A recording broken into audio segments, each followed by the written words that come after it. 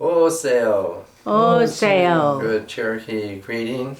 We're filming here from Coyote's Creation Lodge. And most other people who are doing films are doing it from their respective domiciles, like that. And my prompt today is the month of March has been given to Women's History Month. And so that's what I'm continuing with, and I'm starting right off with a poem from Mary Oliver, and this really is going to be the prompt for my whole theme here. So starting out with her poem. Morning in a new land, who knows what's waiting for us?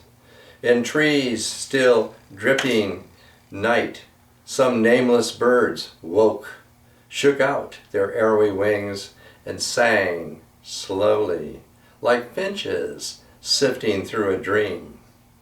The pink sun fell like glass into the fields. Two chestnuts and a dapple gray, their shoulders wet with light, their dark hair streaming, climbed the hill. The last mist fell away, and in the blink of an eye, the edifice of intent invites me to enter. And under the trees, beyond time's brittle drift, I stood like Eve in her lonely garden on that first morning, shaken out of sleep, rubbing her eyes, listening, parting the leaves like tissue on some vast, incredible gift that already the leaves have swirled over. The wind has spoken, the universal wind.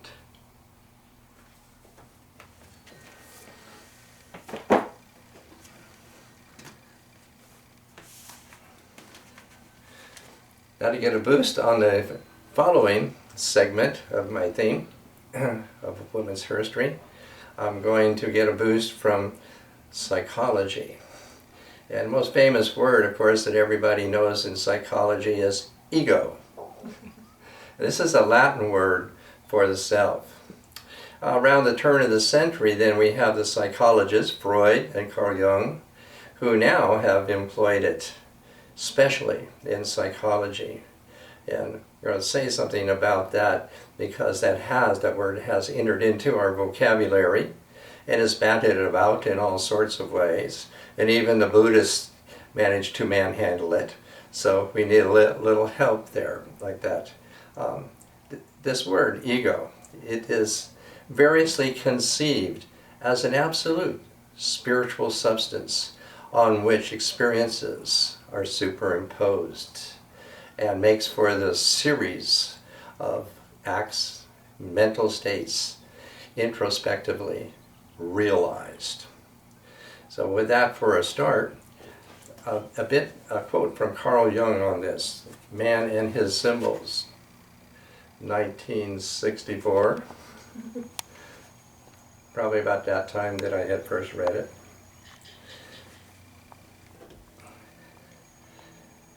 The need for hero symbols arises when the ego needs strengthening, when the conscious mind needs assistance in some task that it cannot accomplish unaided or without drawing on the sources of strength that lie in the unconscious mind.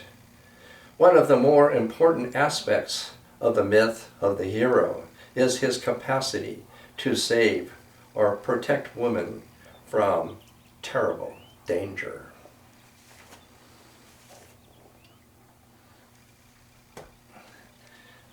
Three weeks ago, the Sunday, within this History Month, there was demonstrations in different parts of the world, and in particular in Mexico City.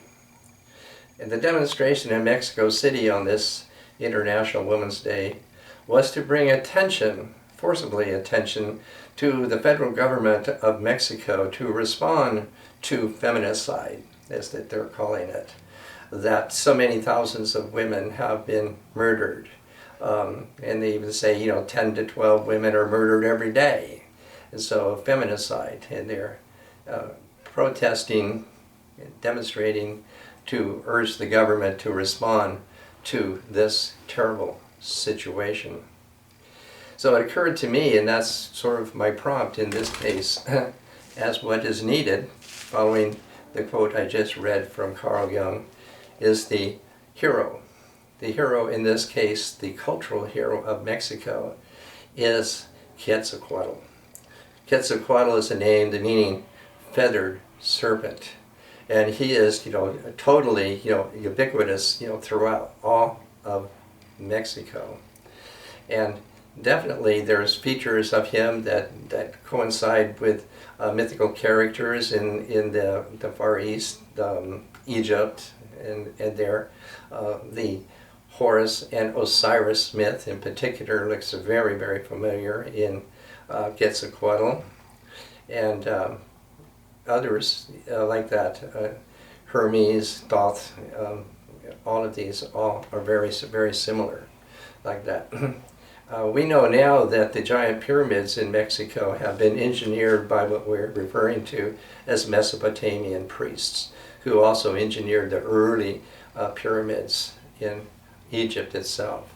So we can sort of guess that we're having an infusion from that part of the world that has carried these myth themes into Mexico and possibly producing such a figure, the most mysterious figure, again, maybe in all mythology, of Quetzalcoatl. More modernly, we might say that Quetzalcoatl is the Buddha of Mexico, and that there's something simultaneous. That is the realization or enlightenment of Gautama Buddha in India 2,400 years ago seems to coincide practically simultaneously with the appearance of Quetzalcoatl as far as our archaeology shows us in the evidence of the pyramids in Mexico about that time.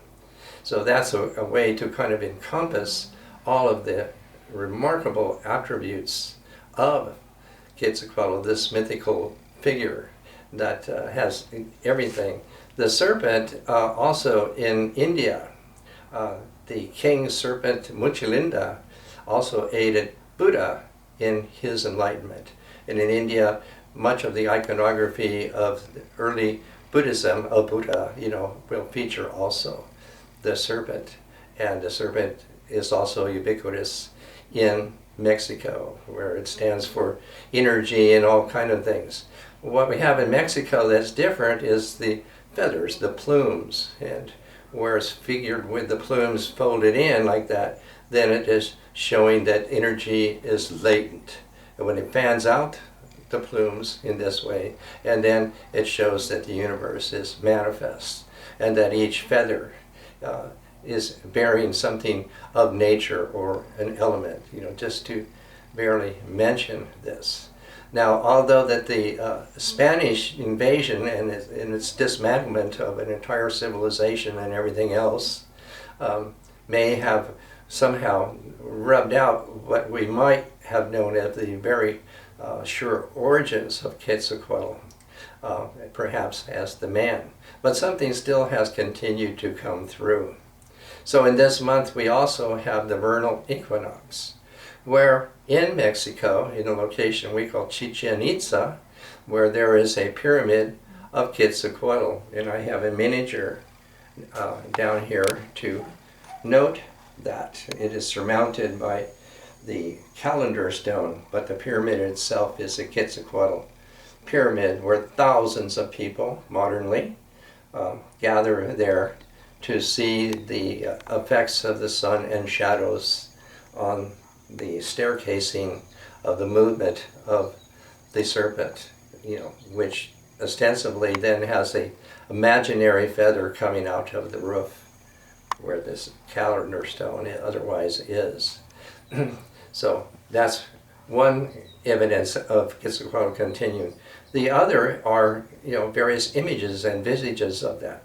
And here I have a modernly made carved wooden mask of Quetzalcoatl. Quetzal is the name of a bird of that region, I think mostly in Chiapas and Guatemala, a little very green bird is featured on the mask who has very, very long tail feathers. And these tail feathers are the prize. So that the word Quetzal also twins to say, you know, precious. So we say precious serpent or feathered serpent, like that. So here the carving has the serpent and the Quetzal bird, and the features of the face are rather bird-like. And so the birds play very much a part of this.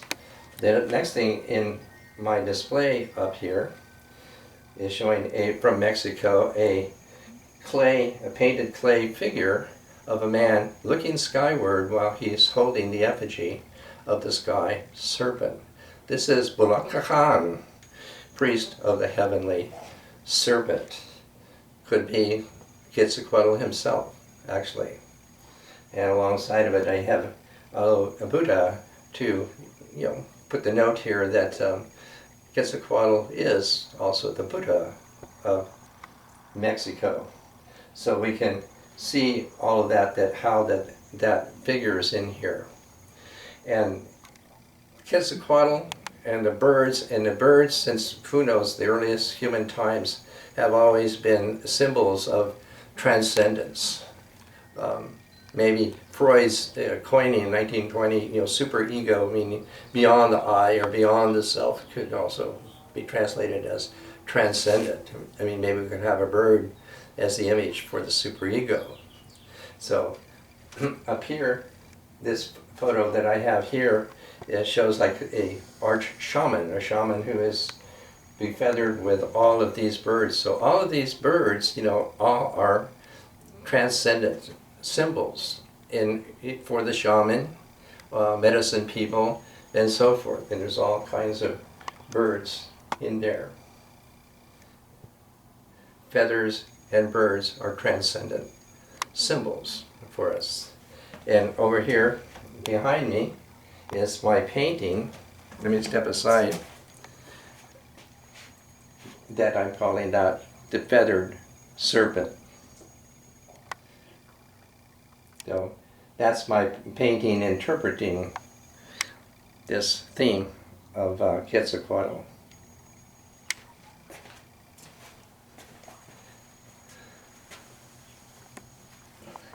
Now here's a piece of Quetzalcoatl. Quetzalcoatl is a myth, it's a figure.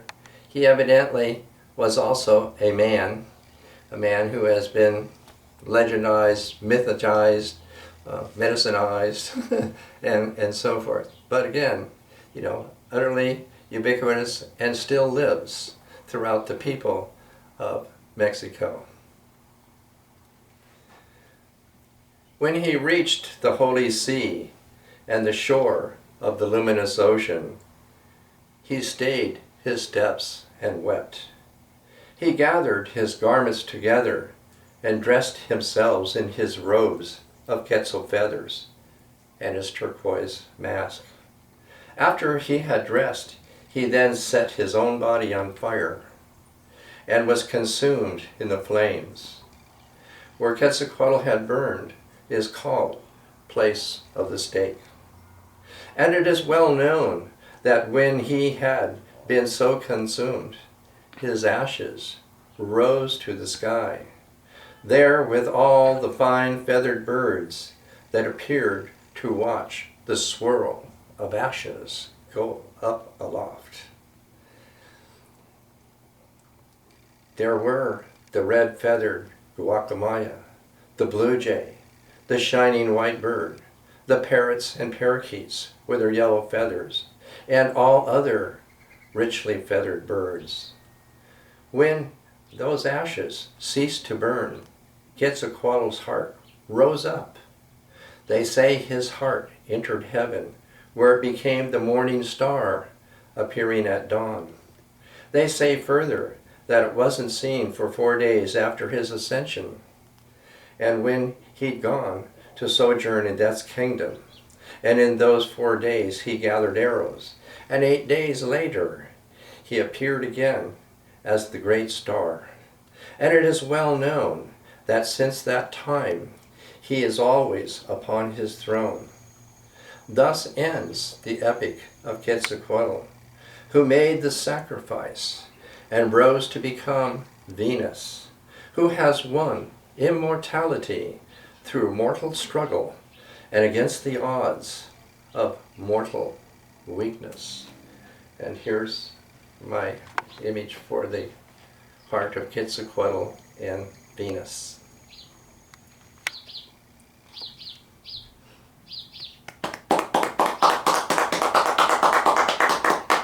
Muchas gracias.